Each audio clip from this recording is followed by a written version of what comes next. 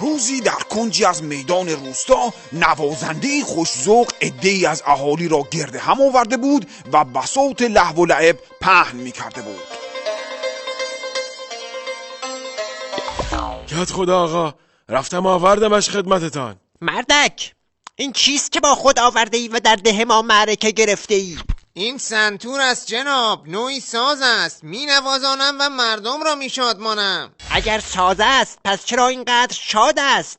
مگر چند تا سیم دارد این آلت ابتذال؟ سنتور 36 سیم دارد. 36 تا خیلی زیاد است. در ده ما نهایتاً 5-6 تا سیم مجاز است. برو و از تعداد سیمهایت بکاه. و آن هنرمند سیمهایش را کاستن نمود تا مردم آبادی زیاد شادی نکنند. طبق گزارشات واصله مردم هنوز خیلی شادند. برو و از تعداد سیمهایت بکاه. و باز هم سیمهایش را کاستن نمود. آلت ابتذالت این بار چند تا سیم دارد که مردم همچنان غرشان میگیرد؟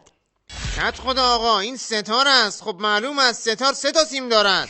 نه 3 تا هم زیاد است. برو و از تعداد سیمهایت بکاه.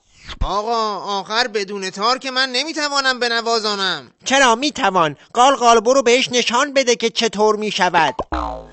خب امروز میخوام از خاطرات دفاع از امامزاده روستای بغلی براتون تعریف کنم. شما هم تا میتونید گریه کنید.